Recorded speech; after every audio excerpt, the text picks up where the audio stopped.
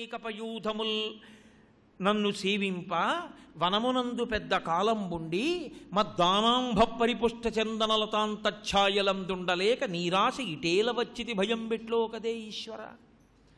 నేను నానానేకపయూధముల్, ఒకటా రెండా, ఎన్ని ఏనుగులు నన్ను సేవించాయో. 10,00,000 కోటి కరణీనాథుండనయ్యుండి 10,00,000 కోట్ల మంది భార్యలకి అధినాథుడనయ్యుండి మద్దానాంభ పరిపుష్ట చందన లతాంతఛాయలందుండలేక అన్నాడు. నేను దానాలు చేసినప్పుడు ఇదం నమమా అంటూ నీళ్లు విడిచిపెడుతూ దానాలు చేస్తే నా చేతి మించి విడిచిపెట్టినటువంటి నీటి ధారలు ఏరులై ప్రవహిస్తే అందులో చందనపు తోటలు పెరిగాయి. ఆ నీళ్లకి ఆ తోటల కింద కూర్చున్న చల్లగా బతికేవాడిని. ఎందుకు వచ్చినట్టు ఈ సరోవరంలోకి అని ఇప్పుడు అంటున్నాడు. కాబట్టి నానానేకపయూధముల్ వనమునందు పెద్ద కాలంబు సేవింప 10,00,000 కోటి కరణీనాథుండనయ్యుండి దానాంభ పరిపుష్ట చందనలతాంతఛాయలందుండలేక నీరాశ ఇటేల వచ్చితి భయం బిట్లో కదే ఈశ్వర. ఎవరు నన్ను రక్షించేవాళ్ళు? మకరితోడపోరు మాతంగ విభుని ఒక్కరినిడించిపోవ కాళ్ళు రాక కోరి చూచుచుండే కుంజరీయుధంబు మగలు తగులుకారే మగువలకును. ఎంత పెద్ద అజ్ఞానాన్ని వ్యామోహాన్ని విరగ్గొట్టి పారేస్తుంది ఈ ఒక్క పద్యం. మకరితోడపోరు మాతంగ విభుని, మరి 10,00,000 కోట్ల మంది భార్యలు కదండి, అంత పరివారం కదా, వాళ్ళందరూ తామర పూలెట్టారు, ఆ పుప్పుడు జల్లారు, ఏరి వాళ్ళందరంటే ఈయన్ని మొసలెట్టుకోగానే వాళ్ళు గట్టెక్కారు. వాళ్ళు గట్టెక్కి లాగు లాగు కొట్టు కుమ్ము అంటున్నారు వాళ్ళు పైనుంచి. ఈయనకి ఓపికేది, తాగండి కొంచెం బత్తాయి రసం తాగండి, కొంచెం ఇముడ్చుకోండి, 2 ఇడ్లీ తినండి అంటారు. ఇది తినడానికి వీడికి ఓపికేది, ముక్క నోట్లో పెట్టుకుంటే వాంతి వస్తోంది. వాళ్ళేమో తినండి తాగండి అంటారు. ఆవకాయ తానా ఇంకోటి తానా అంటారు. వద్దే తలుచుకుంటే కడుపులో తిప్పుతోంది, చెప్పకే అంటాడు ఈయన. వినేవాళ్ళు ఎవరు? కాబట్టి మకరితోడపోరు మాతంగ విభుని ఒక్కరినిడించిపోవ కాళ్ళు రాక. ఆ సేవకులందరూ చూశారు, ఇక బైక్ వచ్చాడా ఏమిట్లే, అన్నాళ్ళు పెట్టుకుంటాను లీవు. కాబట్టి వాళ్ళు అన్నారు, మళ్ళీ నేను వారం వారం వస్తుంటానండి అంటాడు. ఎందుకు వారం వారం అంటే రోజు రానండి అని చెప్పలేక, రోజు వచ్చి చూస్తానండి అని అనలేక వారం వారం వస్తానండి అంటాడు. ప్రతి వారం వచ్చి నేను చూస్తుంటానండి అంటాడు. ప్రతి వారం వచ్చి చూస్తుంటానంటే మరి ఉత్తప్పుడేమో ఆయన చుట్టూ అంత తిరిగావు, ఇప్పుడు ఎందుకు రావు అంటే, రోజు వెళ్ళి మనం చేసేది ఏముంటుందండి అక్కడ అంటాడు. అదో వేదాంతం. కాబట్టి మకరితోడపోరు మాతంగ విభుని అందరూ వెళ్ళిపోయారు. ఆఖరికి కొడుకు కూడా ఏమంటాడంటే, అంతగా ఏమైనా అయితే నాకు వెంటనే ఫోన్ చేయండి అమ్మా, విమానంలో ఉన్నా వస్తానంటాడు. అంతగా ఏమైనా అంటే ఏమిటి, ఆయన ఊడిపోతే ఫోన్ చేయాలంతే తప్ప వాడు ఉంటాడేంటి, ఇప్పుడే ప్రమోషన్ వచ్చింది ఇంకా అమ్మ ఇంతకాలం లీవ్ పెట్టేస్తే బాగుండదని వెళ్ళిపోతాడు వాడును. పైగా అన్నిటికన్నా పెద్ద ప్రారంధ కర్మ ఒకటి ఉంటుంది. ఇంటెన్సివ్ కేర్ యూనిట్లో పడుకుని ఉండగా అద్దంలోంచి చూడడానికి వస్తూ ఉంటారు. అందులో అసలు చూడడానికి ఎప్పుడూ రాని బంధువు చూడటం కనపడింది అనుకోండి, అప్పుడు వీడికి పూర్వానుభవం ఉంది కదా, ఎక్కువ ఉండడు, అయిన వాళ్ళందరినీ పిలిపించేయండి అంటే వస్తుంటారు ఇలాంటి వాళ్ళందరూ. అమ్మ నాయనోయ్ వీడు కూడా అద్దంలో కనపడ్డాడంటే మన పరిస్థితి కూడా అక్కడికి వెళ్ళిందనమాట. వీడికి భయం, ఉన్న స్థితి కన్నా గొప్ప భయం మరీ ఎక్కువైపోతుంది. భయమే మృత్యువు. కాబట్టి ఇన్ని రకాలుగా చుట్టుకుంటున్నప్పుడు ఎవరు రక్షకులు? ఎవరు ఉండరు, అందరూ వచ్చి చూసి వెళ్ళిపోయేవాళ్లే. ఒక్క భార్య మాత్రం బాగుండదని చెప్పి ఎంత కైలాస గౌరవం అవుతున్నా, ఎంత అన్నదమ్ముడి ఇంట్లో పెళ్ళి అవుతున్నా, ఆయన ఇంటెన్సివ్ కేర్ యూనిట్లో ఉంటే ఆవిడ వెళ్ళిపోయింది అనుకోండి పెళ్ళికి, అదేంటి అలా వచ్చేసామంటారు కదా. అందుకని ఆవిడ కూడా బాగుండదని చెప్పి ఏదో విసుక్కుంటూ కసుక్కుంటానో మొత్తం మీద ఆ పక్కనే ఓ బల్ల ఒకటి వేస్తారు. అందుకే ఒక మంచమో బల్ల ఉంటుంది, దాని మీద పడుకుంటారు వాళ్ళు. ఎందుకని అంటే ఒక కారణం ఒకటి ఉంది, ఎందుకు పడుకుంటారో తెలుసా అన్నారు పోతన గారు. మకరితోడపోరు మాతంగ విభుని ఒక్కరిని డించిపోవ కాళ్ళు రాక. అలా వదిలేసి వెళ్ళలేక ఇద్దరి మధ్య ఉన్న అనుబంధానికి ఒక్కరిని డించిపోవ కాళ్ళు రాక కోరి చూచుచుండే కుంజరీయూధంబు.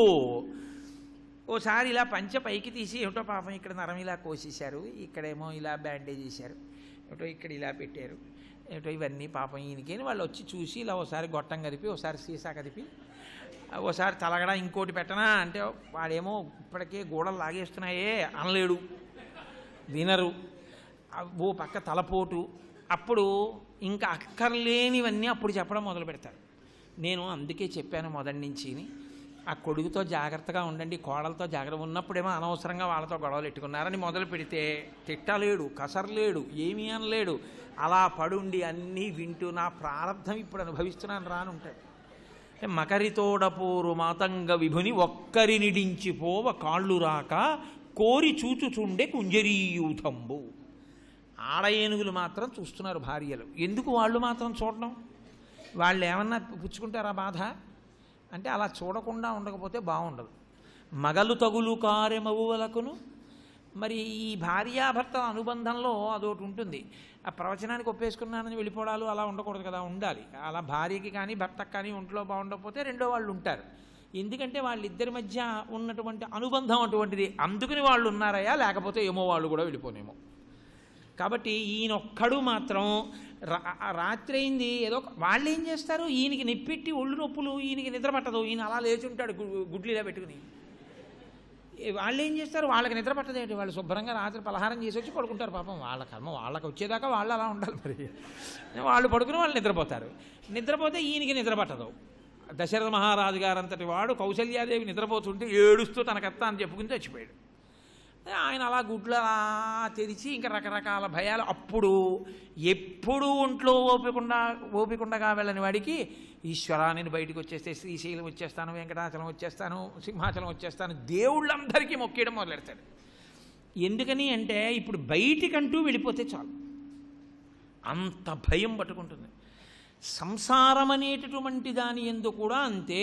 సంసారము నుండి బయటపడిపోవడం అనేటటువంటిది అంత తేలిక కాదు. సంసారము నుండి బయటపడడం అంటే మీరు సక్రమంగా అర్థం చేసుకోవాలి. భార్య భర్తని, భర్త భార్యని, బిడ్డల్ని విడిచిపెట్టమని నేను చెప్పట్లేదు. సంగము పూర్తిగా దాని మీద పెట్టుకుని వీళ్ళు రక్షకులు అనే అజ్ఞానాన్ని పెంచేసుకోకుండా ఉండడం, పరమ సత్యాన్ని ఒకదాన్ని అంగీకరించగలిగి ఉండడం. దీన్ని విడిచిపెట్టవలసి ఉంటుంది. దీన్ని విడిచిపెట్టి వెళ్ళిన తర్వాత నేను జవాబుదారీ ఒకడు అడుగుతాడు, ఏమి నిన్ను దీంట్లో పెట్టి పంపించాను, ఏం చేశావు అని అడుగుతాడు. అప్పుడు ఏం చెప్పను?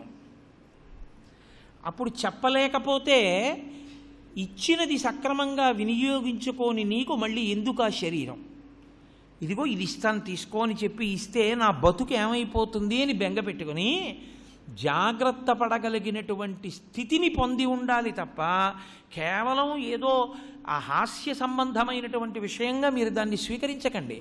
సంసారము నుండి ఆ స్థితిలోకి మళ్ళీ ఈశ్వరుడితో సంగమును ఏర్పరచుకొని నిలబడగలిగినటువంటి స్థితి మళ్ళీ భగవంతుని యొక్క అనుగ్రహం చేత మాత్రమే ఉత్పన్నము కావాలి. ఇద్దరి మధ్య అలా ఘోరమైనటువంటి యుద్ధం జరుగుతూనే ఉంది. వాళ్ళు ఒడ్డున నించున్నారు. పోతన గారు ఒక మాట చెప్పారు, పాదద్వంద్వము నేలమోపి పవనున్ బంధించి పంచేంద్రియోన్మాదంబున్ పరిమార్చి బుద్ధిలతకున్ మారాకు హత్తించి నిష్కేద బ్రహ్మపదావలంబన రతిన్ క్రీడించు యోగీంద్రు మర్యాదన్ నక్రము విక్రమించకరి పాదాక్రాంత సంవక్రమై. కడుపు కొరికేసింది, ఎగిరి తోక కొరికేసింది, ఎగిరెగిరి వీపు కొరికేసింది, సంధిబంధములన్నీ శిథిలమైపోతున్నాయి. ఇంకా ఏనుక్కి కదిలే శక్తి తగ్గిపోతోంది, రోజు రోజుకి మొసలి శక్తి పెరిగిపోతోంది. అడుగు తీసి అడుగు వేయనివ్వదు, కాళ్ళు పట్టుకుని ఈడ్చేస్తోంది నీటిలోకి. ఇంకా అటువంటి స్థితిలో ఆ ఏనుగు నీటిలో నిలబడి ఉండగా ఈ మొసలి మాత్రం ఎలా పట్టుకుని ఉండిపోయింది కాల్ని అన్నదానికి పోతన గారు వేసినటువంటి ఉపమానం పాదద్వంద్వము నేలమోపి. ఆ మొసలి తన పాదములను నేల మీద పెట్టి పాదద్వంద్వము నేలమోపి పవనును బంధించి, ఎవరు ఒక యోగి ఎలా కూర్చుంటాడో అలా కూర్చుందిట. ఊపిరిని బాగా నియంత్రించి యోగి పవనును బంధించి బుద్ధిలతకున్ మారాకు హత్తించి పంచేంద్రియోన్మాదంబున్ పరిమార్చి ఇంద్రియముల యొక్క ఉద్ధతిని తగ్గించి బుద్ధికి కొత్త ఆకు తొడిగి ఈశ్వరుడి వైపు ధ్యానం చేస్తూ ఉండిపోయినటువంటి యోగి ఎలా ఉంటాడో అలా నిష్ఖేద బ్రహ్మపదావలంబన రతిన్ క్రీడించు యోగీంద్రు మర్యాదన్ నక్రము విక్రమించకరి పాదాక్రాంత సంవక్రమై. ఆ కాలు అలా పట్టుకుని నోట్లో ఉండిపోయింది. పట్టుకుని ఉండిపోవడం అంటే అదేం మామూలుగా ఉండదు, అలా కొరికేస్తూ ఉంటుంది. ఆ కొరికేస్తుంటే నెత్తురు కారిపోతుంటే జుర్రుకుంటూ అలా పట్టుకుని ఉంది. ఎంత బాధ! అడుగు తీసి అడుగు ఏరిపోతుంది. ఇందులో మొత్తం అసలు గజేంద్ర మోక్షము అనబడేటటువంటి దాంట్లో ఏనుగు పడిన బాధ ఎంత బాధగా ఉందో పోతన గారు ఆంధ్రీకరించడంలో ఆయన హృదయం పొందిన బాధ అంతగా ఉంది. అందుకే ఆ పద్యంలో మీకు ఏనుగు కాలు పట్టుకున్న మొసలిని దర్శింపచేశారు పోతన గారు. ఎలాగో తెలుసా అండి? ఆఖరి పాదం చూడండి, నక్రము విక్రమించకరి పాదాక్రాంత సంవక్రమై. అన్నీ కాకింద రావొత్తులు పడ్డాయి. నక్రము కా ఇలా రాస్తాం. కా అక్షరం ఏనుక్కాల్లాగే ఉంటుంది, ఇలాగా కింద రావత్తు మొసలి పట్టుకున్నట్టు ఉంటుంది. నక్రము విక్ర మళ్ళీ కా కింద రావత్తు అంటే పట్టుకున్నది. విక్రమించకరి పాదాక్రాంత మళ్ళీ కా కింద రావత్తు పట్టుకుంది. సంవక్రమై మళ్ళీ కా కింద రావత్తు పట్టుకుంది. అన్ని మాటలు కా కింద రకారం ఎందుకు పడిపోయిందంటే పోతన గారికి ఏనుగు యొక్క కాలు మొసలి నోట్లో ఉండిపోయి పడుతున్న బాధ అనుభవిస్తున్నటువంటి పోతన గారు అబ్బా ఎంత బాధపడుతోందో ఆ ఏనుగన్న భావన ఆయనకి అలా పద్యపాదం పడేటట్టుగా ఏనుగు కాలు మొసలి నోట్లో ఉన్నట్టే ఆ అక్షరాల యొక్క కూర్పు ఉంటుంది. మీకు ఆ సంకేతం పద్యం అలా పడాలంటే ఆయన సహజ పండితుడు. పండితుడు అన్న మాటకు అర్థం 4 శ్లోకాలు 3 పద్యాలు చెప్పేవాడు కాదు. పండాహ అంటే జ్ఞానం. ఈశ్వరుని యొక్క అనుగ్రహంతో భగవత్ సంబంధమైన విషయములు తనకి తానుగా ప్రచోదనమైన వ్యక్తి ఎవరుంటాడో ఆయన సహజ పండితుడు. పోతన గారిది ఆ స్థితి. అందుకని ఆ ఇద్దరి మధ్య భయంకరమైనటువంటి పోరాటం అలా జరుగుతూనే ఉంది. జరుగుతోంది చాలా కాలం అయిపోయింది. ఇంకెంతకాలం ఇహ పడిపోయే సమయం ఆసన్నం అయిపోతోందని తెలుసుకుంది ఏనుగు. పృథుశక్తిన్ గజమాజలగ్రహముతో పెక్కేండ్లు పోరాడి సంశిథిలంబై తనలావు వైరిబలమున్ చింతించి మిథ్యామనోరథమింకేటికి దీని గెల్వసరి పోరంజాలరాదంచు ఇట్లనే పూర్వపుణ్యఫల దివ్యజ్ఞాన సంపత్తితోన్. ఆ ఏనుగు అనుకుందిట, పృథుశక్తిన్ భూమి మీద ఉంటే నా బలం వేరు, గజమాజలగ్రహముతో నీటి పురుగు మొసలి యొక్క బలం నీటిలో ఉంటే, ఇప్పుడు దీని బలం పెరిగిపోయింది, నా బలం తరిగిపోయింది. నేను నీటిలో ఉన్నాను, ఇక నేను పైకి ఎక్కలేను. కాబట్టి పృథుశక్తిన్ గజమాజలగ్రహముతో పెక్కేండ్లు పోరాడి సంశిథిలంబై తన లావు వైరి బలమున్ చింతించి మిథ్యామనోరథం ఇంకేటికి, ఇంకా ఆశ పెట్టుకోవడం అనవసరం, ఇక పైకి వెళ్ళిపోతానన్న ఆశ లేదు. మిథ్యామనోరథం ఇంకేటికి దీన్ని గెల్వసరి పోరంజాల రాదంచు. దీన్ని గెలవడానికి వీలైనటువంటి పోరాటం నేను చెయ్యలేను, నా వల్ల కాదు. ఇట్లనే పూర్వపుణ్యఫల దివ్యజ్ఞాన సంపత్తితోన్, పూర్వజన్మలలో చేసుకున్నటువంటి పుణ్యం కారణంగా ఇప్పుడు దాని నోటి వెంట కొన్ని మాటలు వచ్చాయన్నారు పోతన గారు. ఇందుకు ప్రయత్నపూర్వక పుణ్యం అందుకు చెయ్యాలి. నువ్వు చేయడం అంటూ మొదలు పెడితే ఏదో ఒక జన్మలో ప్రాణోత్క్రమణ సమయమునందు నోటి వెంట మంచి మాట వస్తుంది, భగవత్ సంబంధమైనది. లేనినాడు రాదు, అంత తేలిక కాదు భగవత్ సంబంధమైన మాట రావడం. కాబట్టి ఇట్లనే పూర్వపుణ్యఫల దివ్యజ్ఞాన సంపత్తితో. మహానుభావుడికి ఎంత గొప్పగా పడిపోయాయి అంటే పద్యాలు. వ్యాసుల వారు సంస్కృత భాగవతంలో ఎటువంటి శ్లోకాలని వేశారో యథాతథంగా ఆంధ్రీకరించేశారు. అది ఆయనకి రామచంద్ర ప్రభువు యొక్క అనుగ్రహం. తస్మై నమః పరీషాయ బ్రహ్మణేనంత శక్తయే రూపయోరు రూపాయ నమ ఆశ్చర్యకర్మణి నమ శాంతాయ ఘోరాయ మూఢాయ గుణధర్మిణి నిర్విశేషాయ సామ్యాయ నమో జ్ఞానఘనాయ చ క్షేత్రజ్ఞాయ నమస్తుభ్యం మహాధ్యక్ష సాక్షిణి అని వ్యాసుల వారు సంస్కృత భాగవతంలో చెప్పిన శ్లోకాలని యథాతథంగా తీసుకొచ్చేశారు. ఎవ్వని చేయి జనించు జగమెవ్వని లోపల నుండు లీనమై ఎవ్వని ఎందుడిందు పరమేశ్వరుడెవ్వడు మూలకారణం వెవ్వడనాది మధ్యరుడెవ్వడు సర్వము తానయైన వాడెవ్వడు వాని ఆత్మభౌ ఈశ్వరుని శరణంబు వెడెదన్. కాబట్టి తస్మై నమః పరీషాయ బ్రహ్మణేనంత శక్తయే రూపయోరు రూపాయ నమ ఆశ్చర్యకర్మణే నమ శాంతాయ ఘోరాయ మూఢాయ గుణధర్మిణే నిర్విశేషాయ సామ్యాయ నమో జ్ఞానఘనాయ చ క్షేత్రజ్ఞాయ నమస్తుభ్యం మహాధ్యక్ష సాక్షిణే పురుషాయాత్మమూలాయ మూల ప్రకృతయే నమః సోహం విశ్వసృజం విశ్వమవిశ్వం విశ్వవేదసం విశ్వాత్మానం పరం బ్రహ్మ ప్రణతోస్మి పరమం పదం యోగరంధిజ కర్మాణో హృదియోగ విభావతే యోగినోయం ప్రపశ్యంతి యోగీశం తం నతోస్పృహం నమో నమస్తే కిల కారణాయ నిష్కారణాయ అద్భుత కారణాయ సర్వాగమాంనాయ మహార్ణవాయ నమోపవర్గాయ పరాయణాయ అంటారు వ్యాసుల వారు సంస్కృత భాగవతంలో. ఆయన ఎటువంటి శ్లోకాలు వేశారో యథాతథంగా పడిపోయి అయితే చిత్రం ఏమిటంటే 33 కోట్ల మంది దేవతలు త్రిమూర్తులు నిలబడ్డారు. ఎవరిని పిలుస్తున్నాడు? ఇప్పుడు ఎవరిని వచ్చి రక్షించమని అడుగుతున్నాడు. ఆయన ఎక్కడ ఏ పేరు వేయలేదు. ఎవ్వని చే జనించు జగమెవ్వని లోపల నుండు లీనమై ఎవ్వని ఎందుడిందు పరమేశ్వరుడెవ్వడు మూలకారణం వెవ్వడు అనాది మధ్యలుడెవ్వడు సర్వము తానయైన వాడెవ్వడు వాని ఆత్మభౌ ఈశ్వరునే శరణంబు వేడదన్. స్త్రీ పురుష నపుంసక మూర్తియును కాక తిర్య కమర నరాది మూర్తియును కాక కర్మ గుణభేద సరసత్ ప్రకాశికాక వెనుక నన్నియుతానగు విభుతలంతు. నేను ఎవరిని పిలుస్తున్నానంటే ఈ సమస్త బ్రహ్మాండములు సమస్త జగత్తు ఎవరిలోంచి పుట్టాయో ఎవరిలో పెరిగాయో ఎవరిలో లయమయ్యాయో ఏ పరబ్రహ్మమునందు ఇవన్నీ నిండి నిబిడీకృతమయ్యాయో అటువంటి పరమేశ్వరుణ్ణి నేను పిలుస్తున్నాను. బ్రహ్మ విష్ణువా శివుడా వరుణుడా వాయువా అగ్ని ఏం లేదు పేరు. కాబట్టి ఎవరు వెళ్ళాలి తెలియలేదు దేవతలకు. అందరూ లేచి నిలబడ్డారు. ఎవరిని పిలుస్తున్నట్లీనా అని పరబ్రహ్మమును పిలిచేటప్పుడు ఆయన స్థితిని చెప్పాడు. స్త్రీ పురుష నపుంసకమూర్తియును కాక, ఆ పరమేశ్వరుడు స్త్రీ కాడు, ఆ పరమేశ్వరుడు పురుషుడు కాడు, ఆయన నపుంసకుడు కాడు. స్త్రీ పురుష నపుంసక మూర్తియును కాక తిర్యక్ అమర నరాది మూర్తియును కాక, ఆయన మనుష్యుడు కాడు, దేవత కాడు, లేకపోతే తిర్యక్ కాడు, వెన్నుపాము అడ్డంగా ఉన్నవాడు కాడు. తిర్యక్ అమర నరాది మూర్తియును కాక కర్మ గుణభేద సదసత్ప్రకాశి కాక, ఆయన కర్మ కాదు గుణం కాదు అటువంటి వాడు కాడు. కర్మ గుణభేద సదసత్ప్రకాశి కాక వెనుకనన్నియుతానగు విభుతలంతు, వెనక ఉండి అన్ని కార్యాలని చక్కబెట్టేటటువంటి ఆ పరబ్రహ్మాన్ని నేను పిలుస్తున్నాను.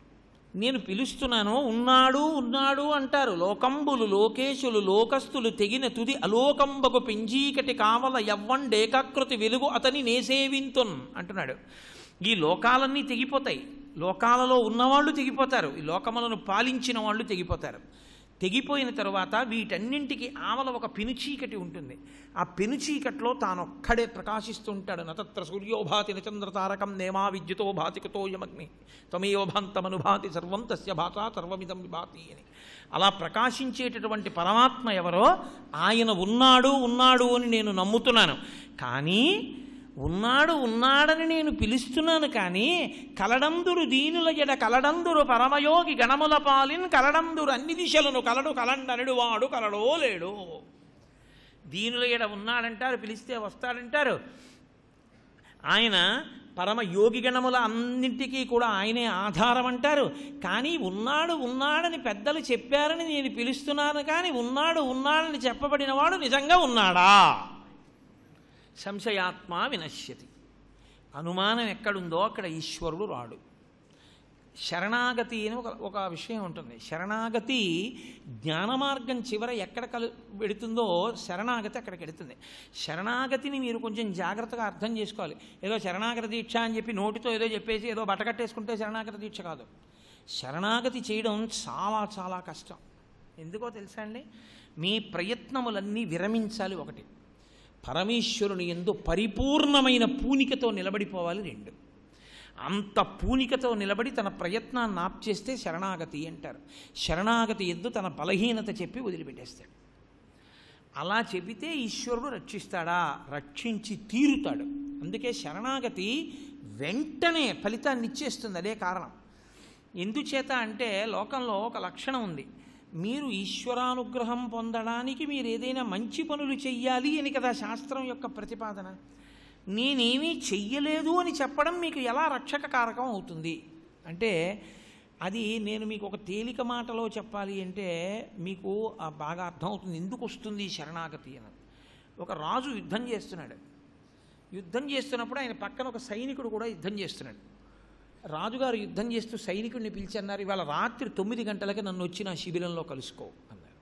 అంటే సైనికుడు అన్నాడు, మహారాజా, రాత్రి మిమ్మల్ని కలవడానికి మంత్రులు సామంతులు సేనానులు అందరూ ఉంటారు, సామాన్య సిపాయిని, నన్ను ఎవరు పంపిస్తారన్నాడు. రాజు వెంటనే జేబులో చేయి పెట్టి తీసి శత్రురాజు ఉంగరం ఇచ్చాడు. నువ్వు ప్రయత్నం చెయ్యక అసలు నన్ను కలుస్తానని అడక్కు, ఇది పట్టుకుని అక్కడ తిరుగుతుండు, మొట్టమొదటిది ఇవే తీసుకొస్తారన్నాడు. అంటే ఆయన శత్రురాజు ఉంగరం పట్టుకుని రాత్రి 9 గంటలకి రాజుగారు ఉన్నటువంటి శిబిరం దగ్గర తిరుగుతున్నాడు. ఎవర్రా వీడి ఇక్కడ తిరుగుతున్నాడని పట్టుకున్నారు. చూసేటప్పటికి శత్రురాజు ఉంగరం ఉంది. శత్రురాజుల ఉంగరం వీడి దగ్గర ఉంది, రాజుగారి దగ్గర తిరుగుతున్నాడు. ముందు వీడిని తీసుకెళ్తే రాజుగారు మనకు ఏమైనా కానుకలు ఇస్తారు. ముందు వీడిని తీసుకెళ్లారు. రాజా, శత్రురాజు ఉంగరంతో తిరుగుతున్నాడు, మీ శిబిరం పక్కన పట్టుకున్నామని. మీరు బయటికి వెళ్ళండి, నేను మాట్లాడతానన్నాడు. ఒరే తేలిగ్గా నా దగ్గరికి రాగలవు కాబట్టే నా ఉంగరం కన్నా శత్రురాజు ఉంగరం నీకు ఇచ్చా. ఇప్పుడు ఒక్కటి మీరు గుర్తించగలిగితే చాలు శరణాగతి ఎందు. నేను ఇలా ఉండకూడదు ఉన్నాను, కానీ నేను ఇలా ఉండకూడదని తెలిసి కూడా ఉండకుండా ఉండలేకపోతున్నాను. మీ బలహీనతని ఈశ్వరుడికి చెప్పాలి. అది చెప్పేటప్పుడు మాత్రం ఇంకా ఏమి మొహమాటం ఉండకూడదు. అది నిర్మోహమాటంగా ఆర్తితో ఎందుకు చెప్పాలంటే మార్పు కొరకు చెప్పుకోవాలి. నేను ఇలా పాడైపోతున్నాను ఈశ్వరా, నన్ను నువ్వు రక్షించకపోతే నేను ఏమైపోతాను, నువ్వు నన్ను కృప చెయ్యి అని త్రికరణ శుద్ధిగా చెప్పాలి బలహీనత. అది చెప్పాడు దుర్జటి. రోషీరోయదు కామినీ జనుల తారుణ్యోరు సౌఖ్యంబులన్ బాషీబాయదు పుత్ర మిత్ర ధన సంపద్భ్రాంతి వాంఛాలతల్ కోశీకోయదు నామనంబకట నీకున్ సత్క్రియల్ చేసి చేయదు దీని త్రుళ్ళనతవే శ్రీకాళహస్తీశ్వర అని అడిగాడు. అది శరణాగతి అంటే. కాబట్టి మీరు అసలు ముందు శత్రురాజు ఉంగరము నా దగ్గర ఉంది అని మీరు గమనించవలసి ఉంటుంది. నేను ఇదిగో ఈ కామమునకు వశుణ్ణైపోతున్నాను, క్రోధమునకు వశుణ్ణైపోతున్నాను, లోభానికి వశుణ్ణైపోతున్నాను, దీనివల్ల పాడైపోతున్నాను. కాబట్టి ఈశ్వరా నన్ను దీని నుంచి గట్టెక్కించు అని భగవంతుడి దగ్గరికి వెళ్ళి మహానటుడిలాగా అన్నీ మంచి పనులు చేసిన వాడిలా కూర్చోవడం కాదు. పరమేశ్వర మందిరమునందు మీరు వెళ్ళి కూర్చున్నప్పుడు మీ పొరపాటు ముందు మీరు ఈశ్వరుడికి చెప్పాలి. ఈశ్వర, నిన్నటి రోజున నేను ఇటువంటి తప్పు చేశాను, ఎవరికి తెలియదు, కానీ నేను ఈ పొరపాటు చేశాను. కాబట్టి నేను నా బలహీనత చేత ఉండలేక ఇటువంటి తప్పు చేస్తున్నాను. నువ్వు నన్ను అనుగ్రహించి నేను ఇటువంటి దోషాలు చేయకుండా నాకు ఆ బలహీనత లేకుండా నన్ను కాపాడు, నన్ను రక్షించు అని మీరు ఈశ్వరుడి పాదం పట్టుకుని గట్టిగా చెప్పుకున్నారనుకోండి, ఆయన మీకు ఆ బలాన్ని అనుగ్రహించేస్తాడంతే. అది శరణాగతి అంటే. అందుకే శరణాగతి చెప్పేటప్పుడు ముందు మీరు శత్రురాజు చేతిలో చిక్కుకున్నారో మీకు తెలిసి ఉండాలి తప్ప నోటితో శ్రీ వెంకటేశ చరణౌ శరణం ప్రపద్యే అని ఎన్ని మాటలు జరిగినా దాని ఫలితం చాలా గొప్ప స్థాయిలో ఉంటుందని నేను చెప్పలేను. శరణాగతి తెలిసి చెయ్యవలసి ఉంటుంది. అందుకని ఇప్పుడు ఆయన గమనించాడు, వీళ్ళ గట్టెక్కారు, నేనా నీటిలో ఉన్నాను, మొసలిక బలం పెరిగింది, నాకా బలం క్షీణించిపోయింది. ఇంకా ఉన్నాడో లేడో అనుమానం కన్నా ఆయన్నే నమ్ముకోవడం మంచిది. కాబట్టి ఓ కమలాప్త, ఓ వరద, ఓ ప్రతిపక్ష విపక్ష దూర కుయో, ఓ కవియోగి వందిత, ఓ సుగుణోత్తమ, ఓ శరణాగతామరానోక, ఓ మునీశ్వర మనోహర, ఓ సుగుణాత్మ రావే కరుణింపవే తలపవే శరణార్థిని నన్ను కావవే అన్నాడు. మహానుభావ, నువ్వు మునుల యొక్క మనస్సులలో ఉండేటటువంటి వాడివి, శరణాగతి చేసిన వాళ్ళని వెంటనే వచ్చి కాపాడేటటువంటి లక్షణం ఉన్నవాడివి. నేనా ఇప్పుడిక నన్ను నేను రక్షించుకోలేను. మృత్యువు వచ్చేస్తున్నప్పుడు ఇక పరిస్థితి ఎలా ఉంటుందో దాన్ని వర్ణించాడు గజేంద్రుడు. సర్వం శ్రీ ఉమామహేశ్వర పరబ్రహ్మార్పణమస్తు. స్వస్తి.